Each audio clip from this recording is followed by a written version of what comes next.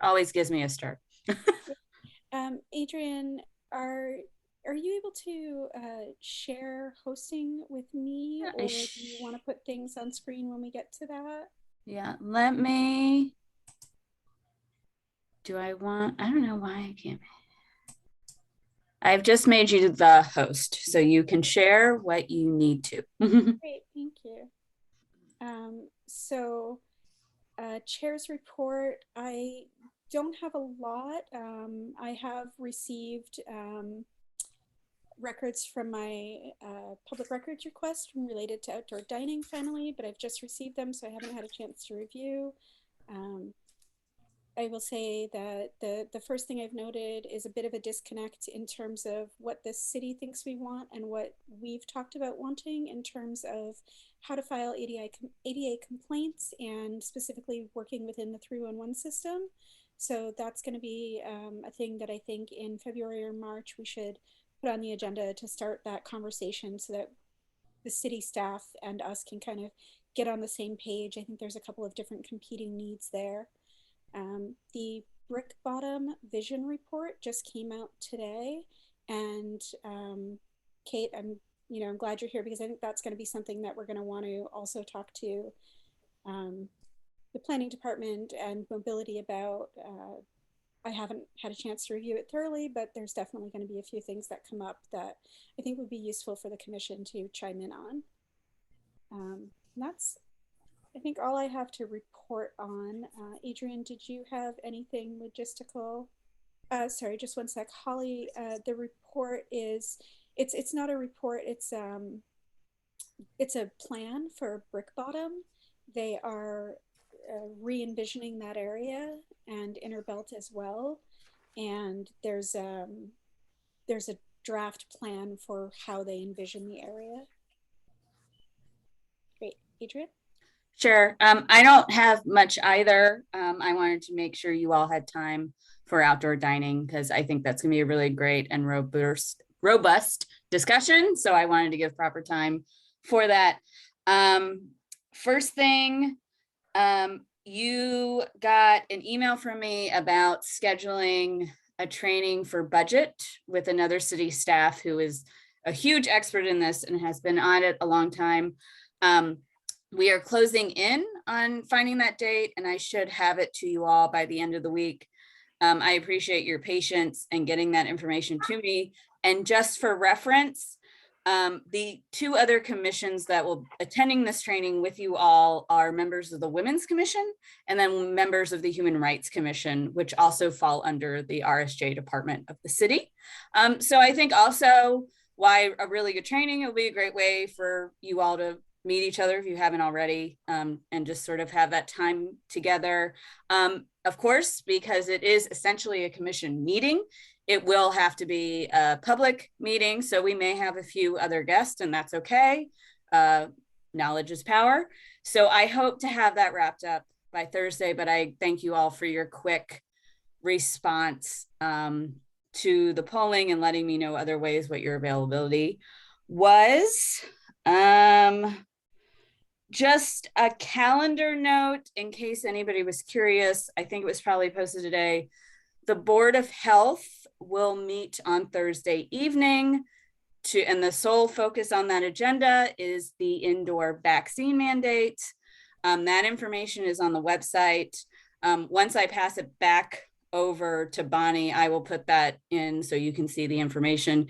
If you're interested in attending, that's just an information piece if that's something you're interested in from a public health from your perspective. And just, for your information. And then Bonnie, this is sort of a segue into the next agenda item, sort of on the logistical piece of that. So maybe I will save that till Bonnie gets through her piece, and that can be the final part of that. So it's in a little bit more of logistical order. So I will pass it back to Bonnie. Thank you, Adrian. Yeah, so the first piece of business is commissioner appointment terms. We've been asking for quite some time to get these and hadn't. So what has happened is that Brian has a technically expired term right now, um, as of the end of December. So we will need to vote Brian in as an associate member while also writing a memo requesting a reappointment of another term by the mayor. And Adrian, technicality wise, does that also need to go through confirmation of appointments, or are ex officio staff handled differently? Um, you're speaking of Colin, correct? No, Just I'm speaking of Brian. you're speaking about, no, they will need to see a letter from you that, and it's a very short letter that says, we as a commission recommend Brian Postlethwaite for a second term, dates of the term, and like a couple reasons. So just like a couple highlights of why you would like that to happen. I do need logistical piece. I do need that fairly quickly because that committee on appointments is actually meeting on the 27th. So that way I can get it in and they can talk about it. And Henry has been so very patient. Henry is already on that agenda. I can confirm that to be true. And we would like to add Brian to that.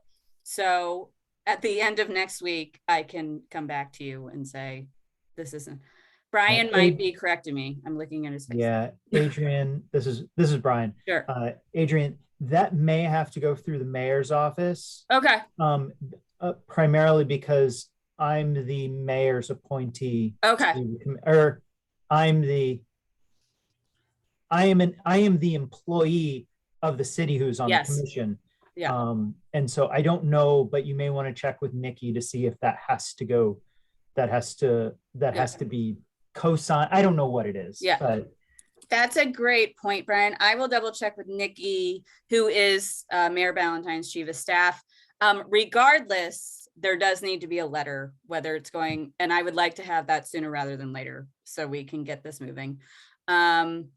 Henry asked a good question in the chat. There was another appointee and they have removed themselves from the process. And that's all I know. That is the only communication I received. So I was saving that for this meeting, Henry, so I could let everybody know who did not receive that communication. And we can certainly talk about this later in another meeting, but I know Bonnie and I have talked about sort of recruitment and sort of outreach to get some more commissioners as well. So that's another discussion for maybe another time, but yeah. This is Bonnie. Yeah, and I think Henry had a lot of valid feedback about the process as well. It has continued to be lengthy, and some of that I think we will have streamlined by coming up with a consistent set of questions. Sure. And a process. But I think it is notable that that is a difficulty to engagement because, I mean, I think most of us went through that process, with the exception of Ryan, where there was an extended period of time where we had been interested before we ever got put forth. And I think that's been a problem across all of the commissions and definitely calls for more future conversation. In terms of this one, I am happy to draft that if somebody wants to nominate me to do so. And I mean, we can take the time to come up with the language now, but I think like if we're all in agreement of recommending Brian to a second term, then it makes sense to just give me the power to do it so that we can move on to other business. Or I'm in agreement. This is Leanne. I propose that we recommend Brian for a second term and nominate Bonnie to write a letter to whoever it needs to go to indicating that. This is Holly. I'll second that. Great. And should take an official vote. Aye. Aye. Aye. Great. So abstain. well, so I think we also. Oh, I can't even abstain. No. Then the other thing that you have to do is vote me in as the secretary for today, since I'm not a member. These Rogers rules of procedure, you people, I really don't know a thing, but I'm impressed. Yeah, I don't. Oh, we don't but, either. So, Okay, because you know more than I do. And then it's Roger's rules, right? Isn't that what they're called? yes, this is funny. So I think the first thing we need to do is I nominate voting Brian Postaway in as an associate commissioner. Is I that second that so that he can emotion. be secretary? Yes, Um, step one. everybody in favor? Aye. Aye. Aye. Aye. Great. I vote to declare Brian Postaway as secretary for this meeting. Second. All in favor? I like that we're not even nominating a secretary. We're just declaring, okay, you're the secretary. Doesn't matter if you want it, you're the secretary. I did propose it, so it's okay. Okay. I accept. Great. So everybody's in favor of that? Aye. Aye. Great. So Colin does not appear to be here. Colin, I feel like, is slightly more complicated because I got the dates of the commission appointments from the city clerk, and it does list Colin as expired, but it also lists Colin's last confirmation as November of 2019. And I recall that we had worked with Nancy Salamoon, who was the ADA coordinator at the time, who worked with the city solicitor to get permission to give Colin another term because of the lack of commissioners. And so he was confirmed. And so I'm unclear on how long that was for and why it's no longer valid. And maybe it's that it was only a 2-year term and that's now expired, but I can't find those meeting notes. I have like September and October and December, but not November. I've looked all over, but I think, regardless, we would need to nominate him to be an associate commissioner, So but without this him is- here. This is Leanne, just a timing thing. I'm fairly certain I recall actually voting on that one, which means it happened sometime in 2021. I think it was the beginning of the year because I think it was like one of the first things I voted on. But so it's been at most a year since we voted to give him an additional term. And I don't remember if there was a length on that additional term. So it's possible that it was a year ago for a year and it's just about to expire. But it shouldn't be expired yet, I don't think, if I am remembering dates correctly. This is Bonnie. I think this will take some more back and forth with myself and Adrian and Kim Wells, the city clerk. But I think without Colin here, it's hard to vote him in as an associate commissioner in the interim because we need to make sure that he's interested in that. So I'm going to say we table that for now and come back to it at the next meeting, or we will speak with Colin in the interim and find out if that's something he's interested in, try and get clarity on the date of the term. I'm happy to reach out to Kimberly Wells tomorrow and see if we can start that conversation or continue that conversation, really. Great, thank you. If you can just copy me on that because Sure. Yeah, being abreast of all of it. Great, so moving on, the outdoor dining draft plan.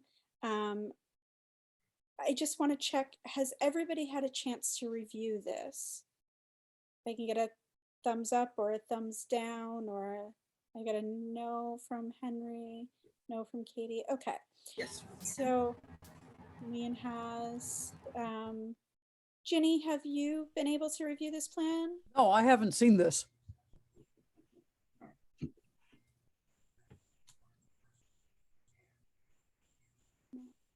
Okay, so I think what I'm going to do is, do folks want to pull it up on their own screens, or would it be helpful for me to pull up on here for us to be looking at together?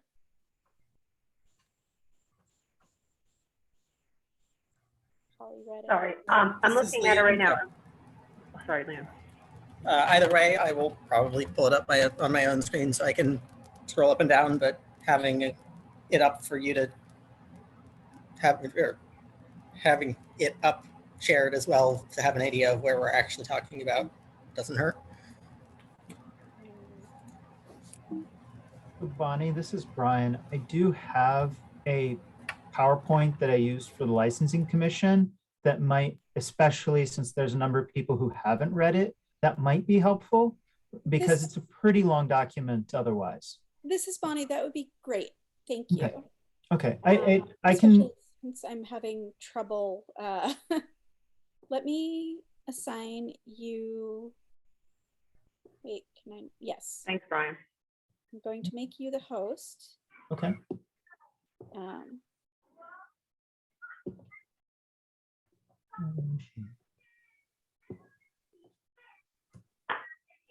that'll make it easier on me for looking at my comments while also seeing the screen. I think I can do this.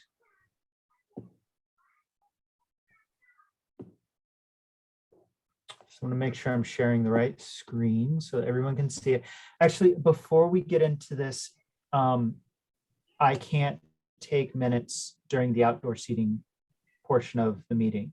So I will need somebody to take minutes for this period of time for two reasons, just logistically and because I shouldn't take minutes on what I'm presenting. Okay, I can't guarantee they will be as good as Brian's, but I will do it. Hold on. Thank you, Katie. Yeah. I also have mine all typed out, so I will probably submit them afterwards to get a clear capture of them. Okay, I have two screens if you guys are wondering why I keep looking over there. It's really nice. It's Not a problem.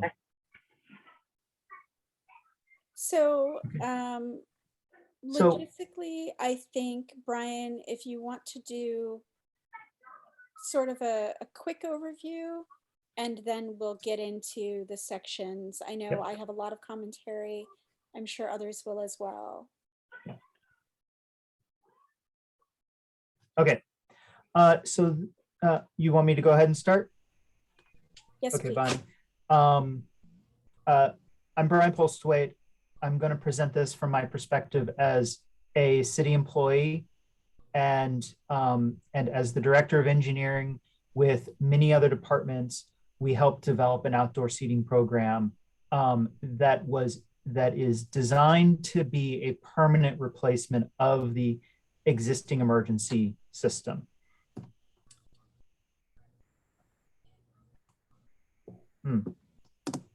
There we go. So I did want to say, my initial comment was that from many perspectives, the outdoor seating was implemented.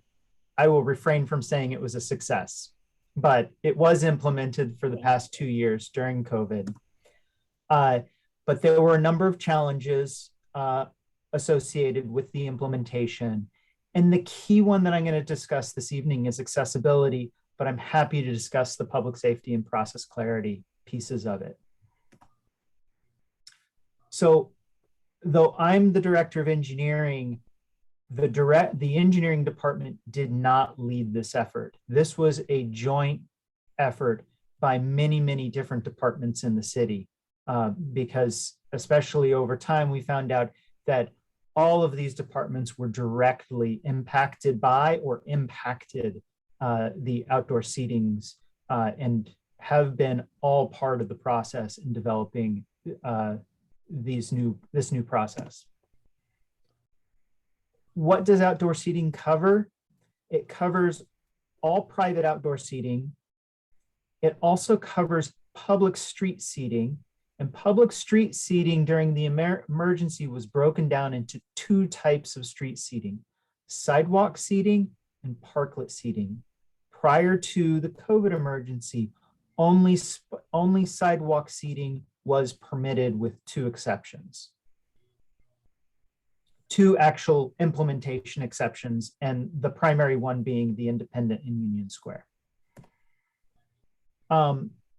So general layout standards. the the goal here is, and the requirement moving forward is that there is a 48-inch minimum clearance around all outdoor seating in the public way. Now, the MAB minimum clearance of 36 inches still applies, but we're using that not as a condition where there are unforeseen conditions in implementation. We are not allowing people to design to the 36-inch clearance in MAAB. Furthermore, in pedestrian streets, which is defined by the Somerville zoning ordinance, we're making that minimum 60 inches. Brian, can you share that definition with us? Because I have not seen. Sure, I don't have that definition up. Maybe in a little bit I can pull up the map, but the simple thought, so on the zoning maps, there is a type of zone called pedestrian street, and those are generally the business districts in the city. So they're most of Davis Square, most all of Union Square, all lower Broadway, all the way up to pretty much the top of Winter Hill. And then a handful of other isolated locations throughout the city. Well, Teal Square is one of them, and Magoon Square. So most places are going to be 60 inches. And that's of course if the 60 inches exist. But if the 60 inches doesn't exist, we would not allow under this a sidewalk seating. We would then be requiring a outdoor or a parklet seating. And I'm taking this a little out of order because I feel like this is an important piece. So if they can't meet the 48-inch or the 60-inch requirement, which a lot of our small sidewalks won't allow, we would basically be saying you would have to do a parklet seating scenario. The only time that would flip back is if there is no ability to do a parklet seating. So a few other key points is that that we're clearly stating that seating cannot disrupt the accessible paths and the accessible routes on the sidewalk. That we do talk about seating being located in front of storefronts.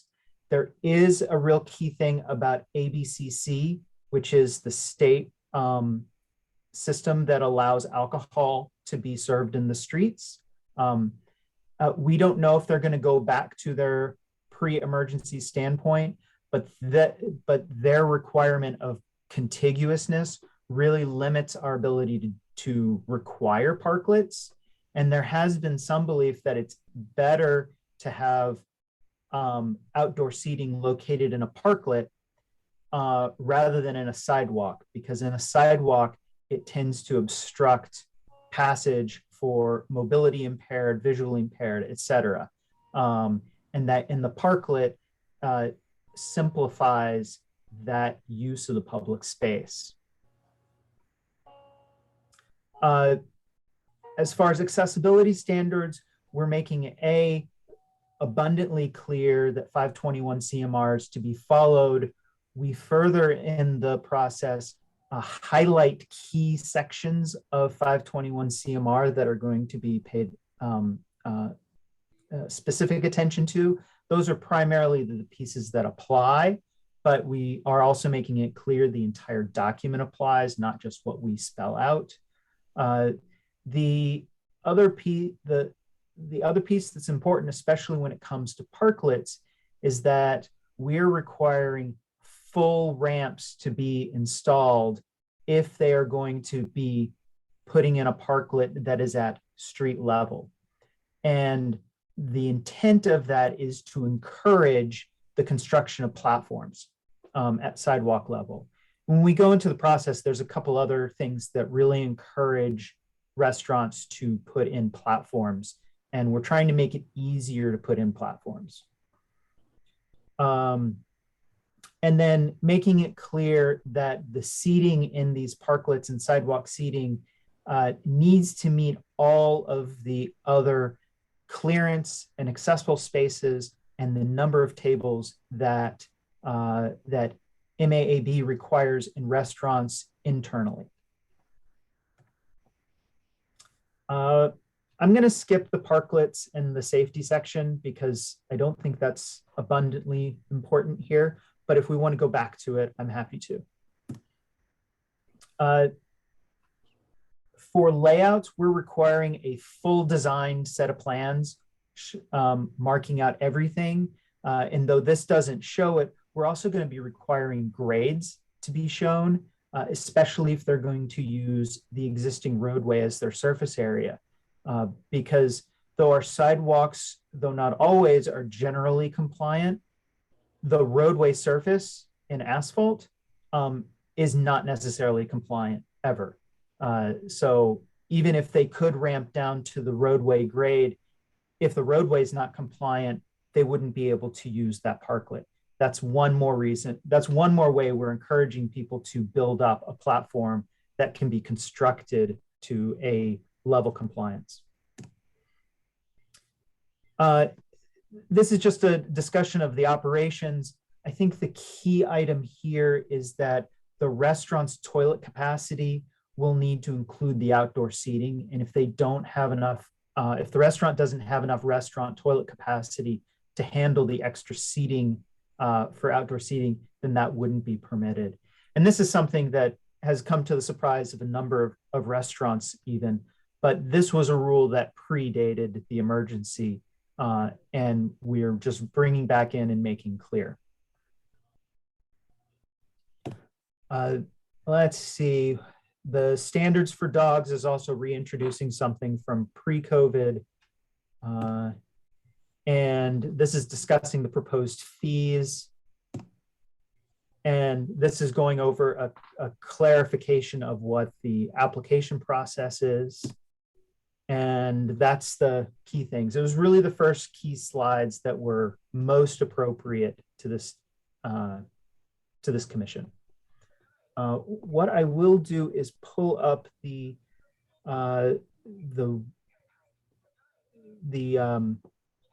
process itself and open it up for questions, because I think the process itself probably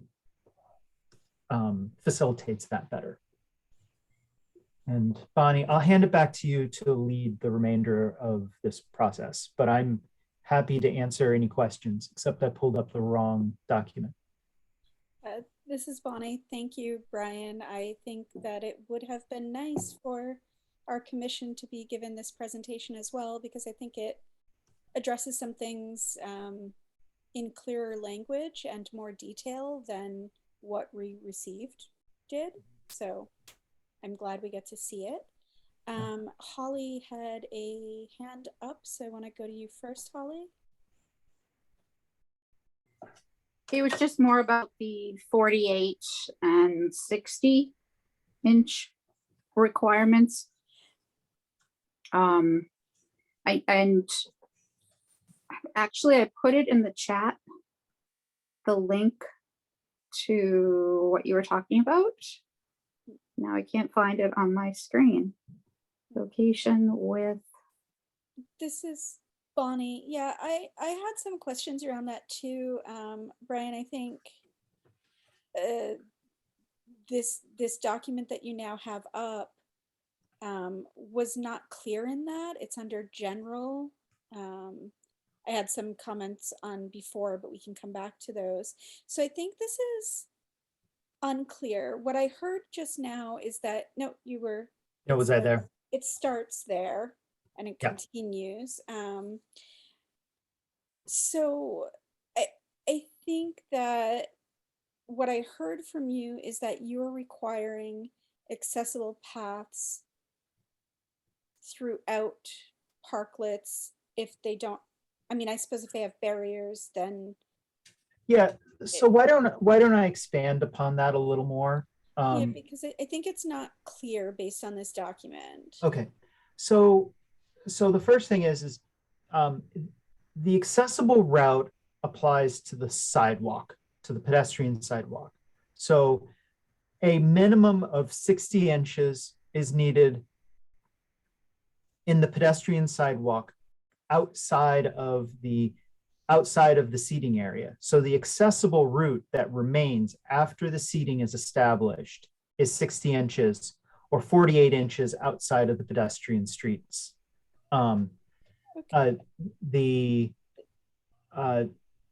So what that means is if we have a sidewalk that's say only 7 feet wide, and I'm going to use Magoon Square as an example because it's one of the narrowest sidewalks in a business district. So I think it's about a 6-foot sidewalk, and you couldn't. So out of that 6 feet, you would have to reserve 5 feet for the accessible route, leaving you 1 foot for seating, and that's not possible. But areas outside of a pedestrian zone, say on Lowell Street, that is outside of the pedestrian. If you had a cafe on Lowell Street, there, that minimum dimension would be 48 inches. And if, let's say, you had a 7-foot sidewalk, it's reasonable to have cafe seating in 3 feet and having the remaining 4 feet of the sidewalk as an accessible route. Now that's assuming there's no signs, no trees, no other utilities that are in the way.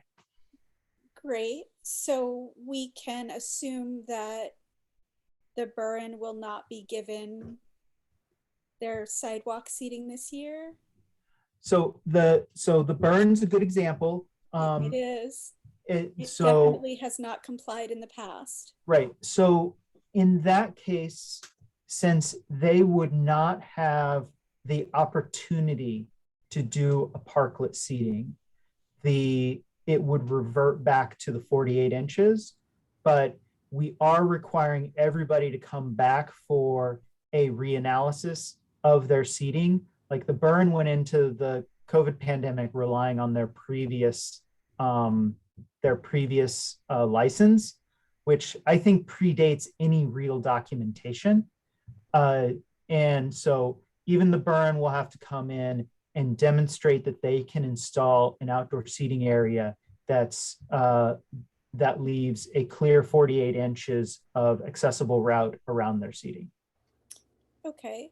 And then the second portion of that, an accessible route within their seating, because using them as an example again, I think that what they would try to do is move that barrier back, but then there is no access to the tables. Okay. So this process does not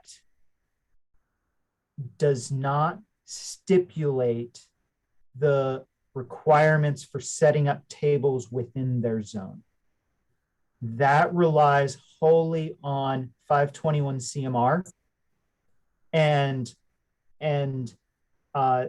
that is not something that's part of the process because that relies wholly on the regulations. And I'm honestly not expert enough in how to design a restaurant seating to be able to answer questions specifically on that.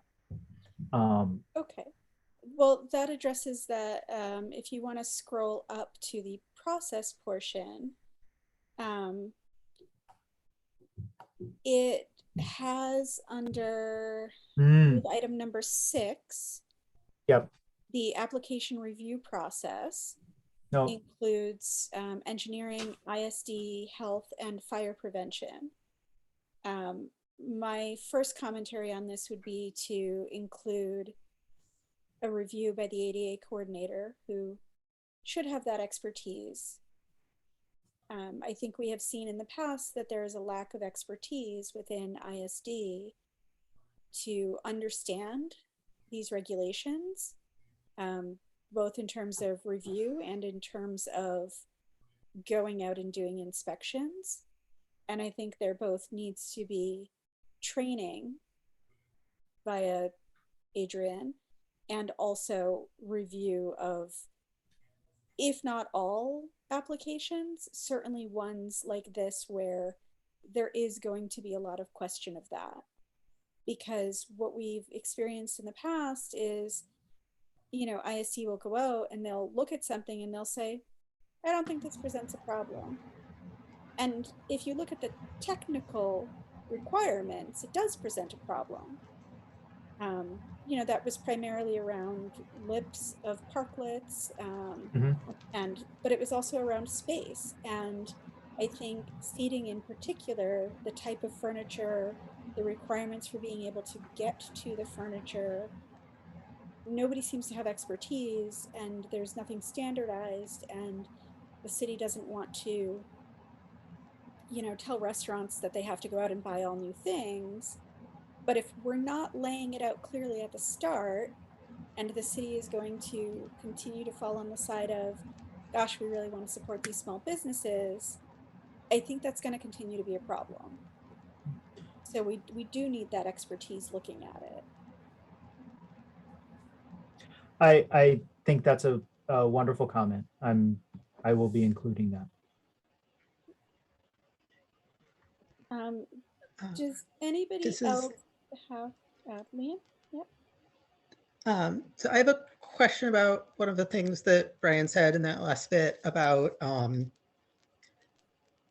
think it was the Burren wouldn't be able to do a parklet.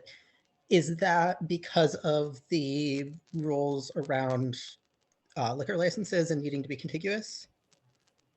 So that is around two things. One, it could be around the liquor license. And it depends on where the ABCC falls in that, as far as the contiguity of serving alcohol to the premise that's licensed to serve alcohol. And we just don't know right now how that's going to land. And if you know about the independent, they had special permission from the ABCC to do that pre-COVID. The second piece is that parklets require a space in the roadway that is either used by motor vehicles for parking, loading, etc., or is just unused space that could be used for seating. And in front of the burn, due to the bump outs and the accessible curb ramps for the crosswalks, that would not be an opportunity that the burn could use. Okay, so I guess my follow-up question might not apply in this specific case, but if there is there,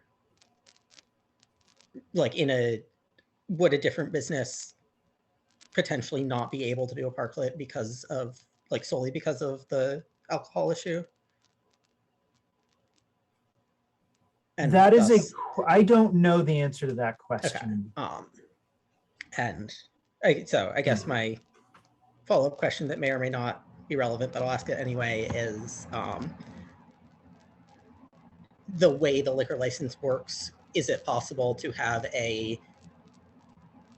okay, you can have this parklet seating and are just not allowed to serve alcohol there, can only serve food at this parklet, such that they wouldn't have to make things less accessible? Okay, now I think I understand your question better. Yeah, like could there be if there is a case of, well, you could make it accessible as parklet, but you can't do a parklet because of the liquor license, could the follow-up there be, okay, you can have the parklet without alcohol, rather than, okay, you can have the sidewalk seating and lax or accessibility rules? Correct. So yes, you can have a parklet without serving alcohol there.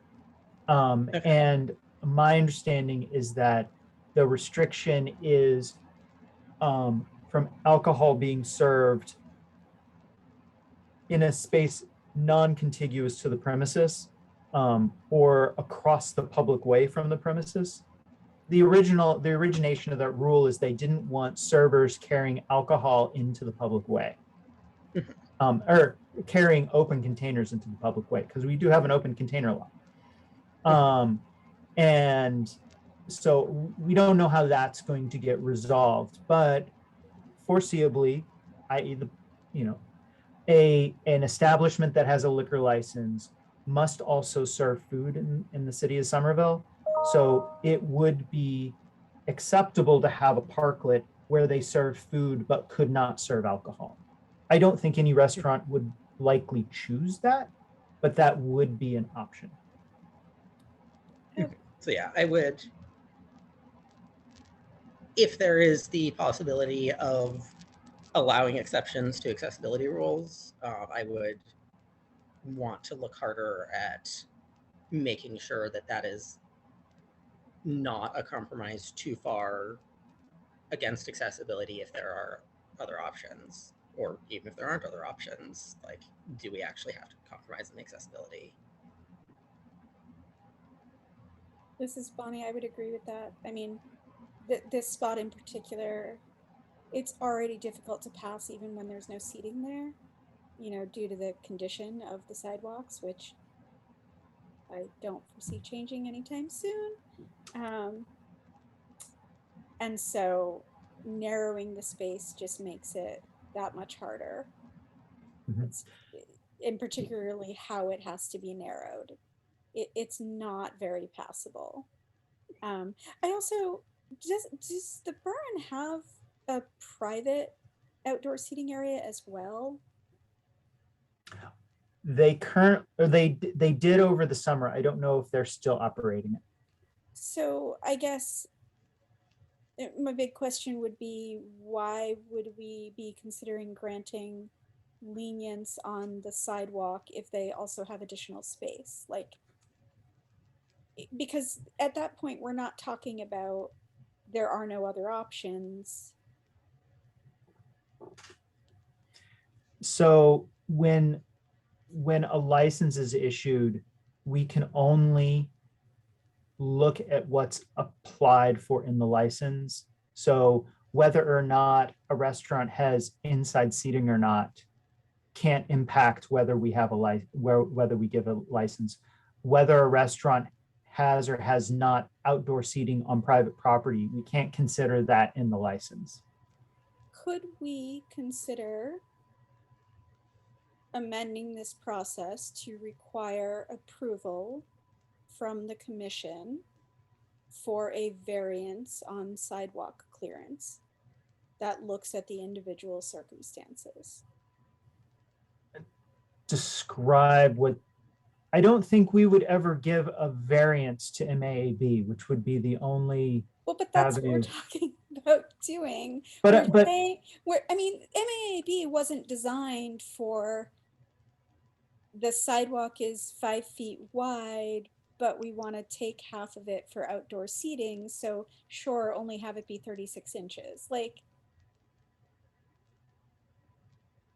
so I the think we're already 36 inches playing. is purely for obstructions. It's not for the duration of the walkway, which was something that we tried to make abundantly clear in this document.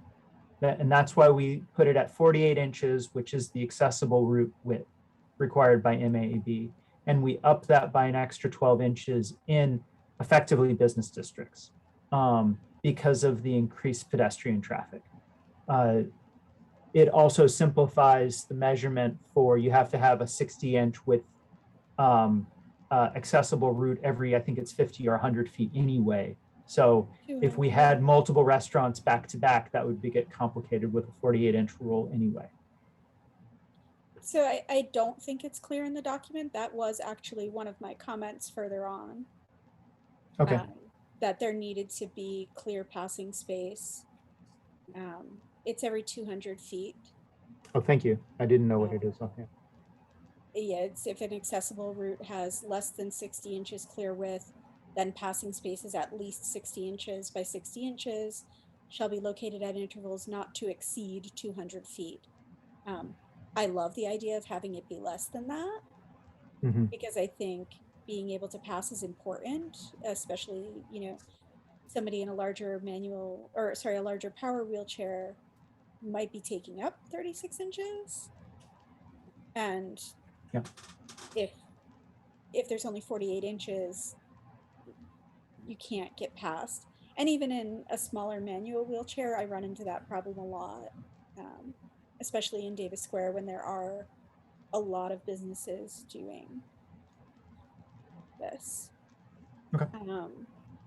So yeah, I think I think your presentation showed some more clarity, but the way the document itself is written, I think needs some tweaking in terms of being clear to the restaurants and also city staff, because if they're tasked with going out and looking at this, making it as easy as possible to understand is critical.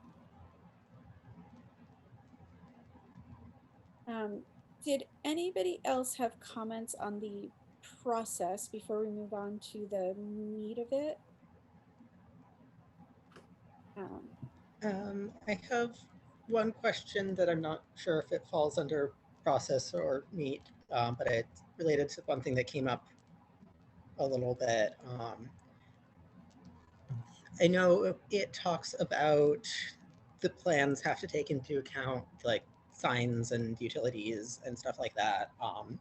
And that was mentioned earlier. What I didn't see is anything taking into account the actual condition of the sidewalk. And is there any accounting for, okay, the sidewalk is 6 feet wide and there are no utilities here to get in the way, but also this one sidewalk panel, half of it is, crumbling and you can really only use the other half of it. And is that being looked at and taken into account when deciding if there's still enough width to be accessible? This is Bonnie. I see Brian writing, so I'm going to chime in and he'll correct me if I'm wrong. I think it does require a submission of the whole site layout.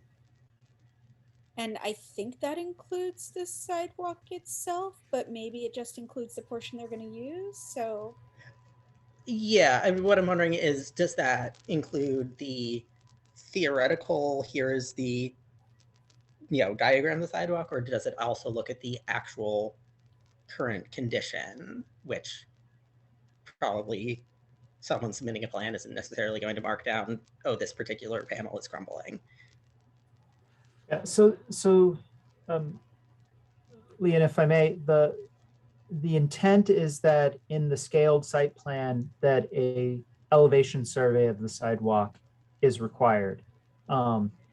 And so if they're doing either roadway seating as opposed to platform seating or sidewalk seating, they would have to assess that. Now, we could probably waive that assessment if we go out and we can visually observe that, hey, yes, the entire sidewalk is compliant, or it's a brand new sidewalk, and so we know that it was recently constructed and should be compliant.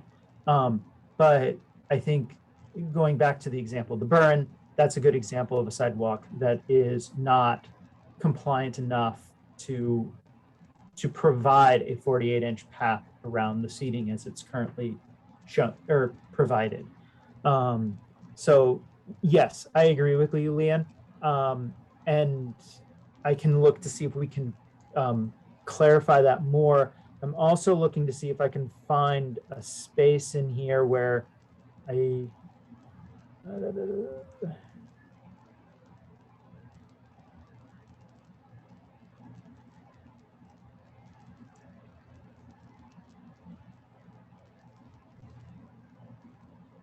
can't find it off the back. I had a space in here where I basically said, if the sidewalk is not compliant at any time, the restaurant must be closed or something to that effect. Or the outdoor seating had to be closed. Yeah, I do remember seeing that. I think it might be helpful to put in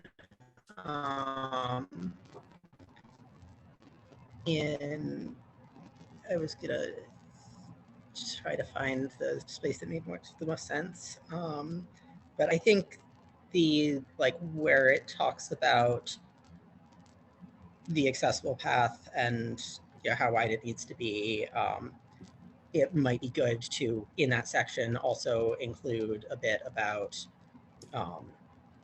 specifically calling out, taking into account signposts, utilities, other obstructions, and Okay. sidewalk condition as one of those. Yes, it's in the actual regulation somewhere, but not every business owner is going to dig through that specifically. And I think that that's one that calling it out so that they have that in mind is probably a good plan. Yeah, one thing that we're also trying to encourage is locating like cafe seating that doesn't need to have borders and so forth around them, to encourage them to locate along the curb line where there already exists these obstructions on the street, or on the sidewalk, so that they're not obstructing the one clear path available. Yeah. And part of that is to minimize the amount of zigzagging that people mobility devices need to do, but also to avoid the zigzagging that people with limited visibility would also need to do, because I agree that it's kind of hard to see something that doesn't make any noise. With limited vision. Yes. I think if people have limited visibility, that's a different issue. Thank you, Bonnie.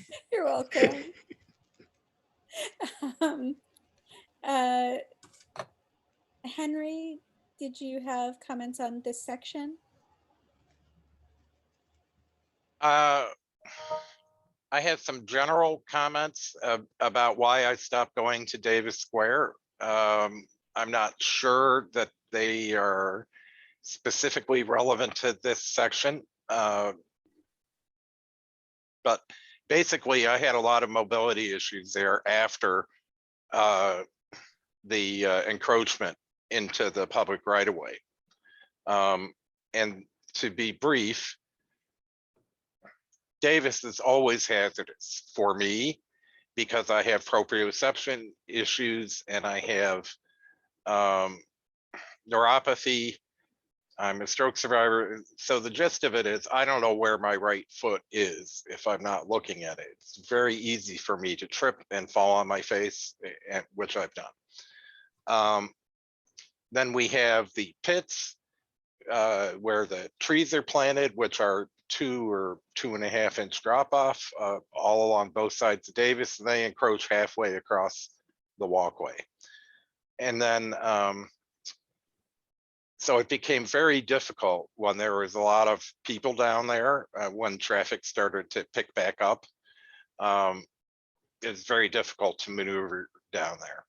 And I had the experience of having a Lyft driver abandon the pickup at Diesel Cafe because there was no easy way for me to get from Diesel Cafe across the barriers that they and other businesses had constructed to the vehicle. And they wouldn't drive up the street and let me go down to the corner. They just canceled the call and I was stuck there.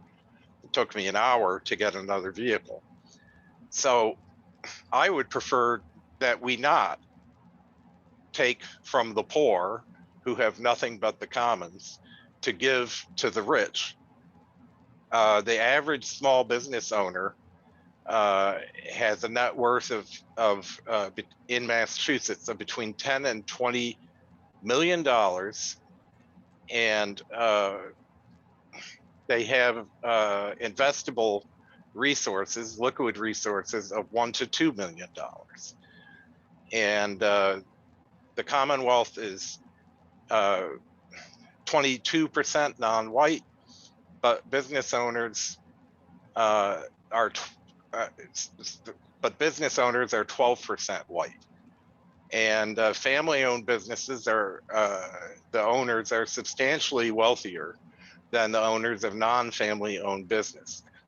So, you know, if we're going to do this at all, the fees should be several orders of magnitude higher. Henry, I appreciate what you're saying, and I think those would be good comments to share in public commentary for sort of the more general. But in terms of tonight, I want to try and stay focused on accessibility just because I think we've got so much to get through, and that's where this commission really can have the most impact. But there will be a public meeting as well at the licensing commission. Well, I'm sorry for straying from my point, which is I gave up going to Davis Square because this constriction of the public right of way has made it unsafe and not accessible for me as a disabled person. Thank you. I'm sorry to hear that, and I agree with you. I'm in a similar position. Okay. So, This is Holly. mhm. I think that a member of our commission should be involved in the approval and the review of the plan for any outdoor dining. Not just the ADA coordinator. This is Bonnie. I'm happy to entertain that question, and I think it's going to come down to capacity. I think with my comments, a lot of my goal is to try and get these guidelines to a point where there's not a lot of flexibility in terms of what's being approved, and there's not a lot of opportunities to do it wrong. And that's hard, and I don't know how much our commentary is going to be incorporated. So I'm not opposed to having that as a suggestion. I just think that capacity wise, we would need to be able to sign on to doing that, and we would need the city to bring us into the process so that it can actually be done. I think bringing our commentary this late in the process makes it hard because they're eager to get these rules finalized and pushed out because they want to give business owners time to actually get plans and get them up and running. So, but I mean, I've been saying this for 2 years, so that's nothing new. I just think in terms of bringing an actual commission member in, that's harder. But I'm Bonnie, not opposed to it. There's a saying about your lack of time and attention doesn't mean that I have to act faster because you didn't plan well. And I'm totally botching that, so I apologize. It's, But a lack of preparation on your part does not constitute an emergency on mine or something. yes, thank you. And I don't mean to be, maybe I do mean to be inappropriate, but everything that comes to us, or the majority of things that have been pre-designed, pre-reviewed, and have no input from us, should not require us to act faster. We should have had as much notice as all of the other people, or therefore, why do we exist? We're not here to stamp approve on something we didn't participate in. And we shouldn't be, and that goes with things about, look at what we did. What's the major rotary? Powder House. Yeah, that is a nightmare. And it went in, and all we saw is this is what's going to happen. And it's not anything against you, Brian, but you're the person who's standing or on a call with us, and we have no voice. There's no input until it's past that point. So that's my input. Is if you're not going to make us part of this process, then one of us needs to be able to sit in or review a plan with as much, speed as anyone else would. That's part of these decisions. It doesn't fly. Thank you, Holly and Katie. I hope you got that in the notes. Oh, you're muted. Holly, I tried. I suck at this. If you could write a summary of what you just said, I will hug you in a non-COVID time. Great. I'm proposed hugging you all back. I think that's a nice seg into my next point. Brian, I noticed in your lovely presentation that there was a visual of non-porous barriers, which were included in the previous outdoor dining guideline. As Adrian pointed out at the start of this meeting, the Board of Health will be looking at a vaccine mandate tomorrow or on Thursday. We are currently in the midst of an incredible surge of a virus that continues to mutate, and we can't predict where it's going. And one of the things I noticed in this draft is that there's no social distancing requirement whatsoever between tables, between the public on the public right of way and the seating areas. There's just nothing. And in terms of equity and inclusion of people with disabilities, I think that's a big miss because people with disabilities are at greatly increased risk due to COVID-19. And not having any requirements whatsoever is saying you don't belong here. There might be plenty of people that feel comfortable eating in an outdoor space with some distance, but if the tables are right next door to each other, there's no barriers, there's no 6 feet, that's just saying like, gosh, immunocompromised people, you're not welcome. So I think that's kind of a problem.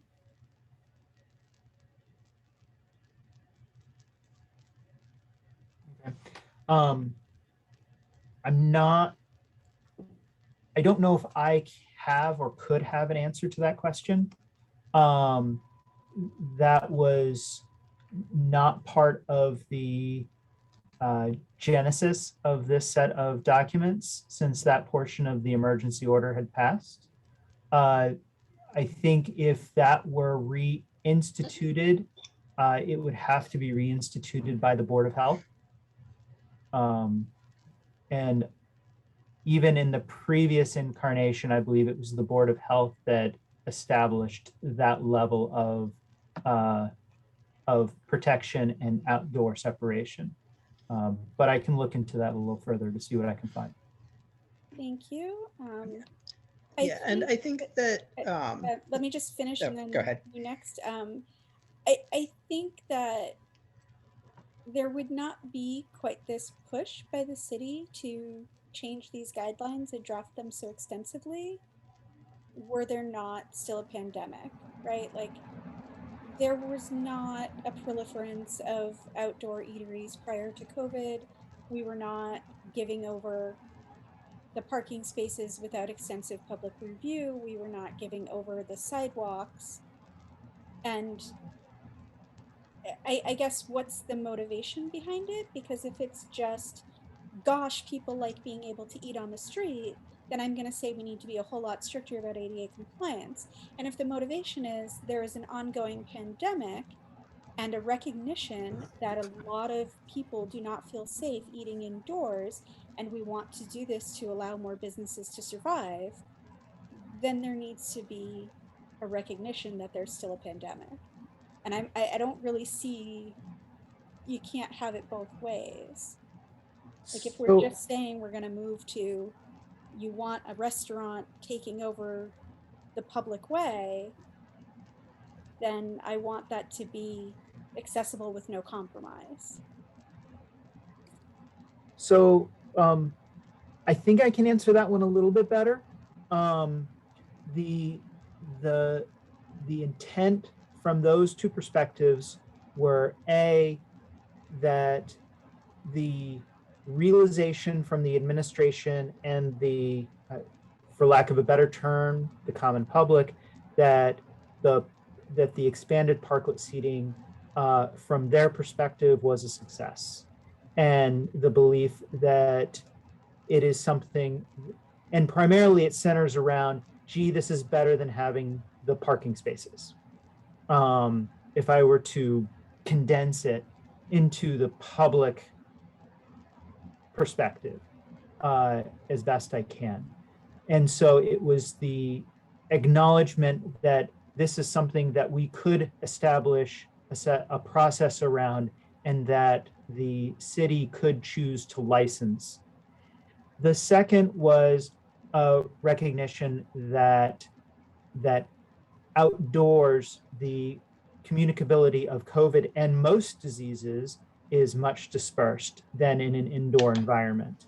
And that for many people, just sitting outdoors is substantially more comfortable and potentially safer from a disease spreading perspective as compared to sitting inside. There are no constraints at present from a Board of Health, public health perspective from being outside. Hi, this is Holly. I really enjoy it. If people in wheelchairs or those who are visually impaired or mobility impaired could enjoy the outdoors as much, which includes sitting outside and eating. So I think if we don't have representation, and when we make decisions like this of people who sit and walk and roll and see differently, then we're just continuing to marginalize the population. Thank you, Holly. And Leanne? this is Leanne. And I think one issue that's not really being taken into account here is the unavoidability of it. Like, it's one thing to have okay, the seats in this outdoor seating are closer together than I'm comfortable with. And okay, it sucks that I can't go to this restaurant that I like, but I can make the choice to avoid that. It's another thing to have, I need to get down the street and there are all these outdoor seating that I have to go by, and I don't have a choice to, like, I'm not patronizing these businesses, I just have to get down the street, and I'm being subjected to people 2 feet away from me with their masks off. And I think that we need to be stricter in that sense of when the choices of the business and the patrons of the business are affecting people who aren't going to the business, they're just trying to get about their daily lives and they have no choice in the matter. Yeah, I would tie what Holly and Leanne shared together with, you know, I understand the general public might think, yay, this is better than a parking space, but we are a commission of marginalized people who have been very clear that from our perspective, this has made life substantially more difficult. It's made it more difficult to move through the space. It's made it more difficult to feel safe. Davis Square in particular, you know, I see a massage therapist there. There is a physical therapy office there. There is a grocery store there, which, you know, I imagine is many people's primary grocery store. There's plenty of other businesses that aren't the restaurants. There's a post office there. And it is currently impossible to go to Davis Square without, or I guess right now it's not happening, but through the bulk of the year, it's been impossible to go without being surrounded by a lot of people in very close proximity. And we don't always have the option of just taking our business elsewhere. So I agree that it's a problem. Yeah. And I would love to hear, you know, we've mentioned, you know, vision impairments, but Ginny, I'd love to hear your perspective on which specific things are an issue and how big of an issue, because I can make guesses, but I don't want to speak for you. I will tell you the truth. I avoid Davis Square as if it were the bubonic plague. And I'll tell you why. The sidewalks in Davis Square that are those brick sidewalks that somebody said looked beautiful are when they're wet, worse than a skating rink. I mean, honestly, Davis Square has too many people for one thing, unsafe sidewalks for a second, all these trees that have been planted. Why? Can't we get rid of 90% of these obstacles and give us decent sidewalks that we can actually walk on and not fall and injure ourselves? I mean, even the previous mayor couldn't do anything about it, and he injured an ankle severely on those brick sidewalks. Even he wasn't willing to do anything about them. So where do we go from here? Thank you. I just want to remind everyone too, like, this isn't, do we like a parking space more than we like a restaurant or vice versa? This is civil rights. This is access and inclusion. And I just, it's frustrating that the city continues to prioritize, I don't remember exactly how you phrased it, Brian, but the general populace over meeting actual laws. It's frustrating. So this is Katie. Yeah. I'm sorry. So sorry, I usually don't say very much, but sometimes I wonder. Well, so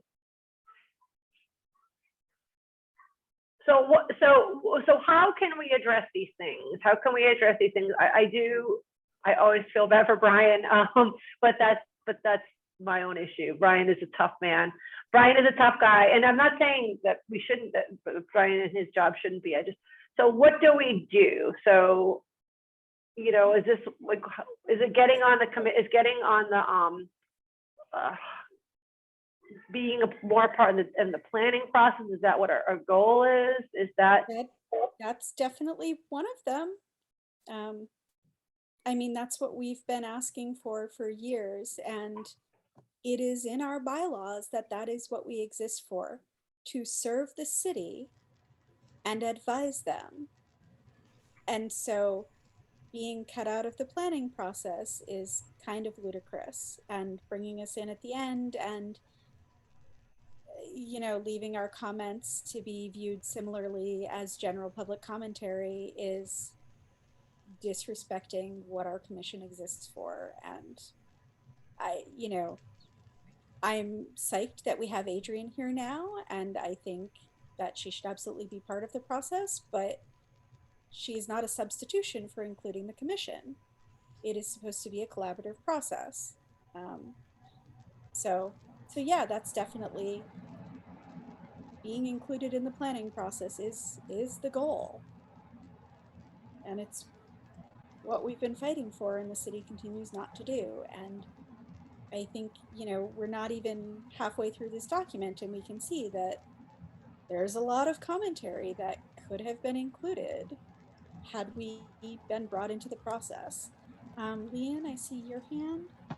Yeah, just speaking of commentary on the document itself, I do have a couple more things that I want to make sure that I get to in the next 10 minutes. So would now be a good time for me to just start going through those? Yes, I have a lot as well. And Holly had asked earlier in the chat who is responsible for reviewing the seating. Since Brian, you said you don't have expertise on that.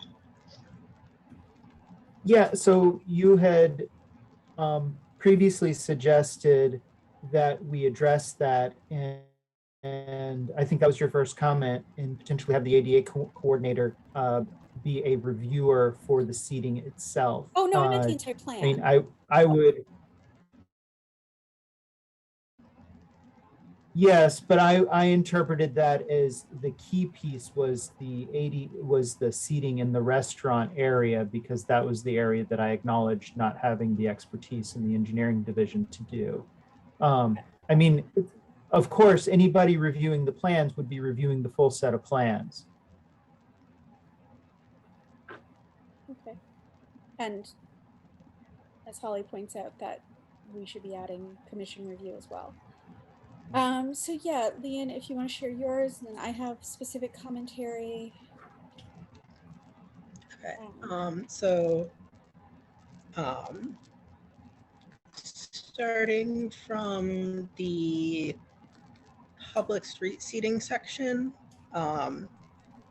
there were a couple places that I thought would be helpful to specify some additional requirements that are already the requirement through the CMR and the MAB stuff, but I think would be helpful ones to call out specifically in the documents so they don't get missed.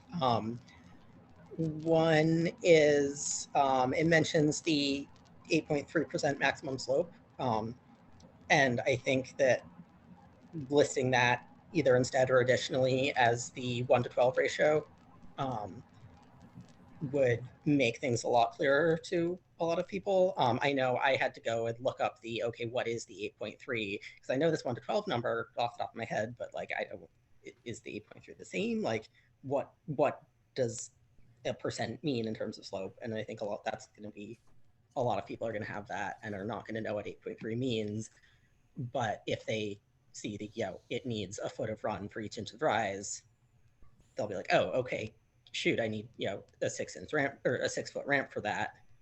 That doesn't fit. And similarly, calling out the required size of the level landings is going to make it a lot clearer to people that, oh, like I straight up can't fit that in, rather than, here, I have this ramp, it fits in my space, what are you talking about, why is this a problem? So I think that those would be important ones to highlight. And then in the section right above, number 5, it mentions that if you have a raised platform, it has to have less than a 1/4 inch level change. I think also mentioning gap. I definitely saw some in previous iterations where there was a large gap between the curb and the built-up parklet. I have a specific thing to address that. Okay. And then for the private outdoor seating section, there was number 2 talks about there needs to be an accessible route from the sidewalk or through the inside of the space.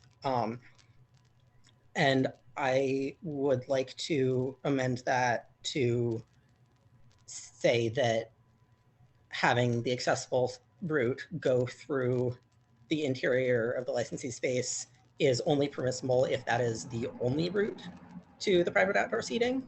I think that if it is a case of we have this patio that you can only get to from inside, okay, fine. If it's a case of everybody else can get to it without having to go inside, but the accessible route requires you to go inside, is not reasonably equal in a pandemic. Like, we should not be forcing some people to have to go inside and others not.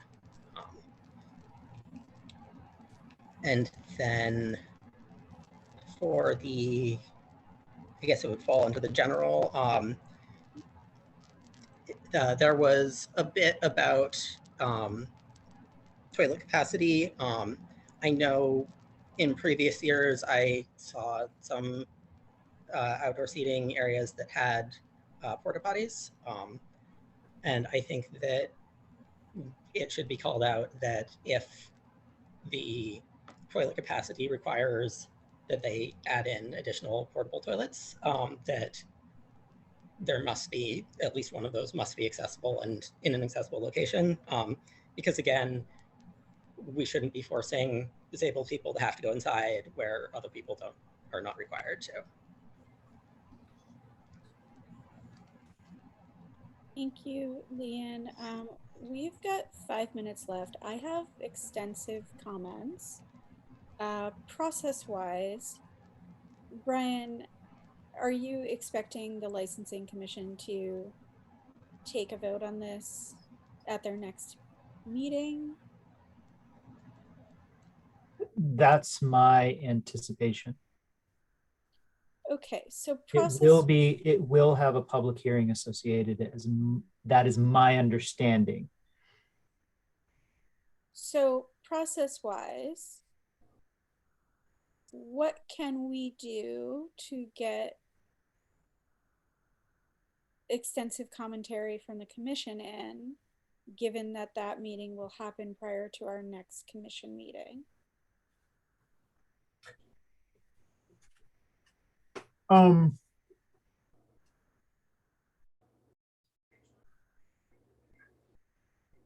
Do you, so I don't think it is, well, you have the opportunity to hold another meeting if you want. I'm speaking more as secretary right now. What are your options? Sure. I mean, do folks want to get together again next Tuesday evening? I know that most people were available, but Holly was only available for the first hour. I'm actually not sure if Katie, you were available. The meetings are hard for me at night as things go on all around. Yeah. I mean, I would suggest, and this is my thought, I mean, if we want people to read them, are people able to like go through, make their own notes? I mean, because who reads these notes? I mean, getting them into, are we getting them to Brian or are we getting them to the commission? I mean, that's the question. Who are we trying to get them to? Our comments.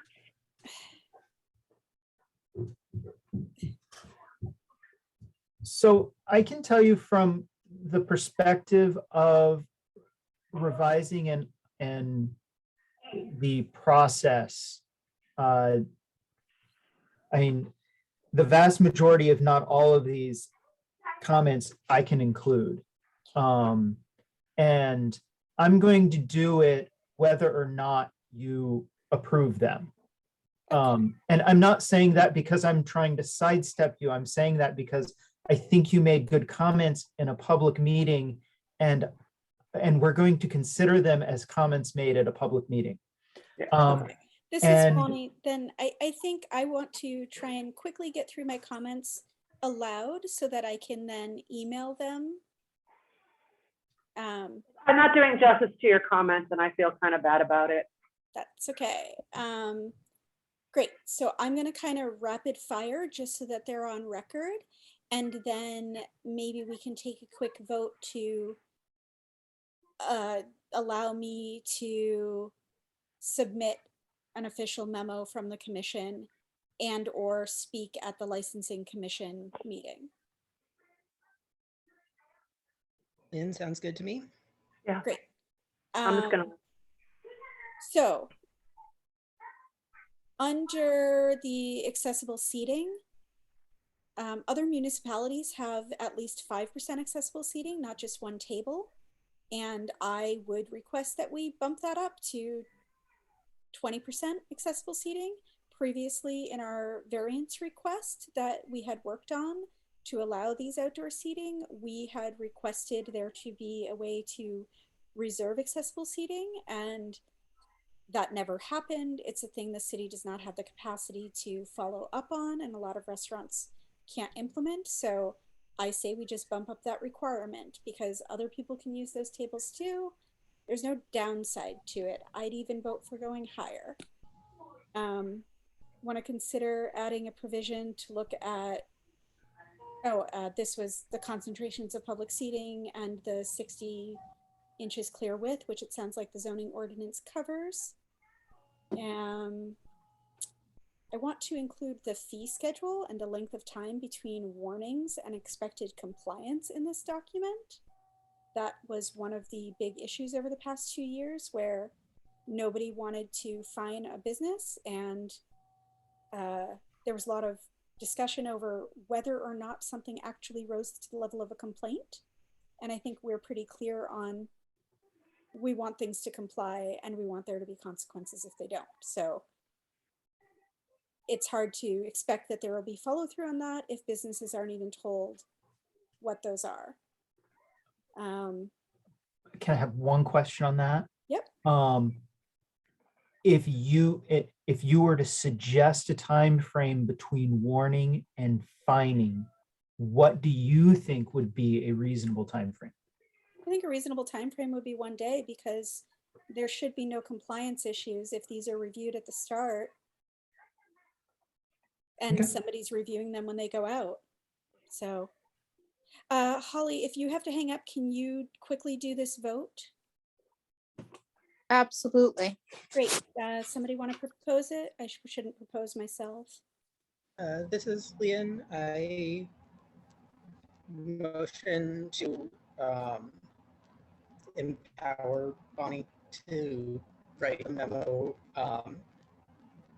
capturing all of the comments that have been made in this meeting and submit it to whatever place she deems necessary to convey these comments to whoever needs to Mayor's see them. Office, ISD, engineering, all of the departments that worked on it, which Brian will provide me with because it was in a handy slide. Also the licensing commission. Yes, Remember, it's the licensing commission not that, licenses and permits. Yes. not licenses and permit. It's the Yeah. licensing commissions chaired by Joe Lynch that Yes. is the body that approves this document and approves all subsequent licenses. Yep. Holly or Katie, you want a second? This is Holly. I will second. Great. All in favor? Aye. Aye. Great. Thanks, Holly. You're welcome. Cool. Thanks, everybody. So, thank you. So on the private outdoor seating, I love that you require that they maintain the accessible space. This was a big problem. Not even going to bother calling out the restaurant that was the most egregious, but I propose adding in a requirement to construct a permanent, i.e. concrete blocks, not traffic cones or rope, barrier adjacent to the access aisle to ensure that the space remains open. Because kept getting moved into the spaces and tables. So I want to have some sort of construction. The parklets, I would like them to have a flush transition between sidewalk and curb. I submitted a piece that I emailed to everybody of a parklet example. It's also in global design guidelines. Pretty much everywhere else is doing this, but the Darrow parklet shows what that transition looks like.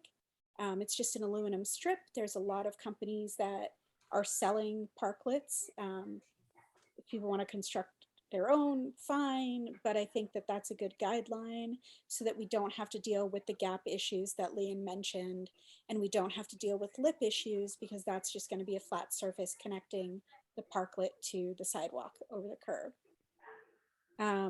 I think we shouldn't allow parklet seating that requires a ramp, but if we are going to allow it, then I think there need to be clearer guidelines of what those ramps are. And I think we talked previously, Brian and I, about only allowing roadway level seating if there was a curb cut in good repair that could be accessed as the accessible path for patrons to enter. I still like that as an idea. I think it's going to be hard for anybody to do an appropriate ramp. And I think there needs to be language to explicitly call out that wheelchairs need to be able to get onto the parklets themselves and not be in the clear pathway. This was a problem particularly in Davis Square where the furniture was placed such that you could roll up to it, but you were still on the sidewalk. And I think that the city should consider, this isn't the document, but it's a thing that I want to put on record. The city should consider adding additional accessible on-street spaces, given that these are taking away a lot of parking spaces and people with disabilities can't walk as far and are limited in their options. And as Henry pointed out, lift as well. So accessible / loading spaces, I think, if we are giving a significant portion of the roadway to dining, we need to really be looking at how to increase access. I think that's everything. Oh, and the toilet capacity, I want to know if it needs to be accessible or if that's not a requirement. I actually don't know the answer to that, but I heard Leon's comment on it and I was going to look into that. because I think that I'm pretty confident there's an ADA requirement or an MAB requirement for that. And Yeah, and even if they would still meet whatever regular requirements about number of accessible versus total restrooms, I think that specifically adding an additional requirement that if any are outside, there needs to be an accessible one outside, is important because pandemic. And great. Bonnie reminded me, I also had wanting there to be criteria spelling out when and how a curb cut can be used as a ramp to a parklet. That was in my notes and I just missed it. Namely, it needs to be in good repair. Which But I also, think like, is- what is the path from the curb cut to the space? Like, can you use, if you're like the last on the block, can you use the crosswalk? And then how do you have to mark out a path from the crosswalk that won't be obstructed, but also doesn't obstruct the crosswalk?